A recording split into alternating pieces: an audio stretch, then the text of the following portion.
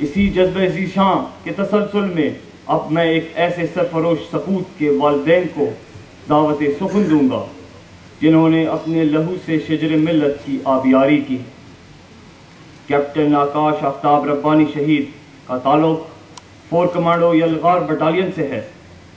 آپ نے 15 جولائی کو وطن عزیز کے دشمنوں کی سرکوبی کے ایک اہم مشن کی تکمیل کے دوران شمالی وزیرستان ایجنسی میں مردانہ وار لڑتے ہوئے جام شہادت نوش کی اور ہر خاص و عام سے داد شجاعت حاصل کی۔ تشریف لاتے ہیں کیپٹن آکاش آفتاب ربانی شہید کی ثانی۔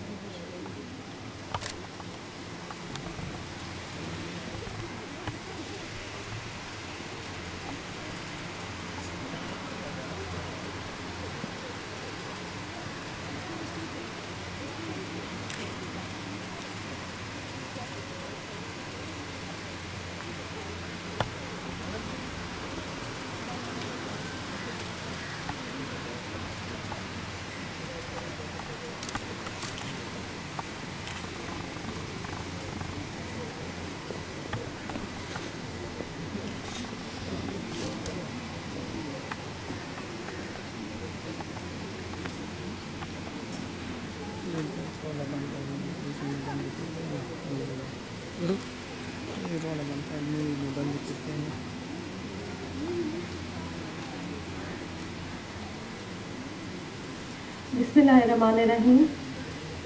آپ سب کو میرا سلام۔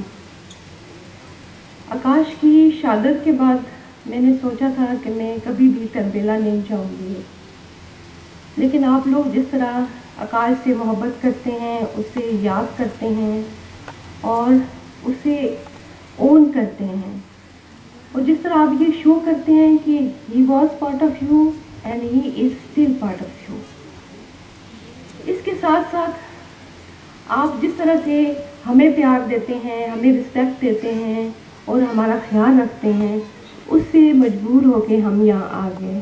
انفیکٹ آپ سب کی محبت ہمیں یہاں کھینچ لائی ہے، ورنہ آپ سب جانتے ہیں اس جگہ میں جانا جہاں کبھی آپ کا اپنا بیٹا بھی ہوتا تھا بہت مشکل ہوتا ہے۔ ہم پچھلے سال مئی 2014 میں یہاں آئے تھے۔ آکاش ہمیں مارچ سے انوائٹ کر رہا تھا، لیکن ہمارا پروگرام کچھ مصروفیات کی وجہ سے ڈیلے ہوتے ہوتے اپریل میں مئی میں جا کے بنا۔ ہم لوگ 17 مئی کو آئے، 18 مئی کو واپس گئے تھے۔ وہ 2 دن ہمارے آکاش کے ساتھ آخری دن تھے، اور آکاش نے ہمیں بہت اچھی طرح ویلکم کیا، بہت اچھی طرح انٹرٹین کیا، اور جب ہم لوگ رخصت ہو رہے تھے تو مجھے یاد ہے وہ اس طرح کی جگہ تھی کہ جہاں جب ہماری گاڑی جا رہی تھی تو کافی پیچھے دور تک میں آکاش کو دیکھ سکتی تھی، تو جب تک آکاش میری نظروں سے اوجھل نہیں ہوا تھا وہ ہمیں پیچھے سے ہاتھ ہلا رہا تھا۔ اس وقت مجھے اندازہ بھی نہیں تھا کہ یہ میں آکاش کو آج آخری دفعہ دیکھ رہی ہوں، اور اس کو دوبارہ دیکھنے کے لیے مجھے قیامت تک کا انتظار کرنا پڑے گا۔ آکاش کو SSG جوائن کرنے کا بہت شوق تھا۔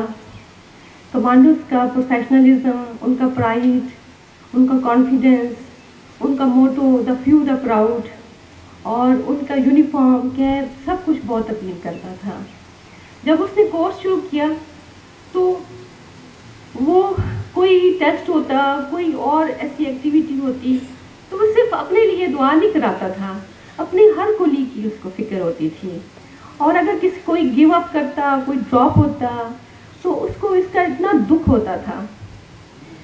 کسی کولیگ کو کوئی چوٹ آتی، کوئی بیمار ہوا ہوتا تو وہ اس کو اتنی فکر ہوتی تھی۔ اور جس دن آکاش پاس آؤٹ ہو رہا تھا اس دن تو آکاش کی خوشی کا ٹھکانا ہی نہیں تھا۔ اس اچیومنٹ سے اس کا چہرہ خوشی سے چمک رہا تھا۔ آپ یقین نہیں کریں گے، میں نے ایک دفعہ اس کا چہرہ دیکھا اور دوبارہ میں نے اس کا چہرہ اس ڈر سے نہیں دیکھا کہ کہیں اس کو میری نظر نہ لگ جائے۔ پھر اس کی پوسٹنگ یہاں تربیلا میں ہوئی تو یہاں پوسٹنگ سے بہت خوش تھا. یہاں بھی سب کے ساتھ اس کی بہت زیادہ ایسوسیشن ہو گئی. گھر جاتا تو یہی کی باتیں کرتا رہتا تھا. میرے میجر صاحب ایسے ہیں, میرے بریگیڈیئر صاحب ویسے ہیں, میرے جوان میرا اتنا خیال کرتے ہیں, سب ایسے ہیں ویسے ہیں. آپریشن میں گیا, کچھ عرصہ جب میران شاہ کا وہ کلیئرنس ہو رہی تھی تو اس نے ہم سے فون پہ رابطہ نہیں رکھا. جب میران شاہ کلیئر ہوا اس نے ہمیں فون کیا اور وہاں کی خبریں کچھ تھوڑی بہت بتائیں, اور مجھے ساتھ یہ کہتا رہا کہ امی بہت ساری باتیں ہیں, بہت ساری چیزیں ہیں, میں آپ کو گھر آ کے بتاؤں گا. دوسرا اس نے مجھے کہا اماں آپ کو پتہ ہے میں نے داڑھی بھی رکھ لی ہے, میں گھر آؤں گا تو آپ دیکھنا داڑھی میرے ساتھ کیسی لگتی ہے. لیکن آکاش واپس کافن میں آیا, سب سے لالی پرچم میں آیا. میں اس کو نہیں بتا سکی کہ اس کے ساتھ داڑھی کیسی لگتی ہے. میں اس کو بتانا چاہتی تھی آکاش داڑھی میں تم ایک مومن لگ رہے ہو, مومن مسلمان.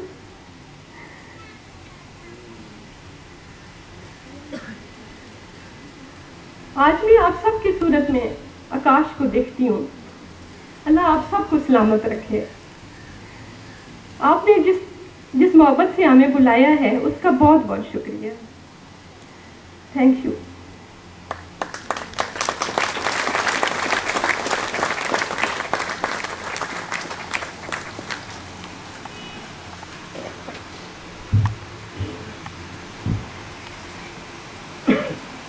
بسم اللہ الرحمن الرحیم.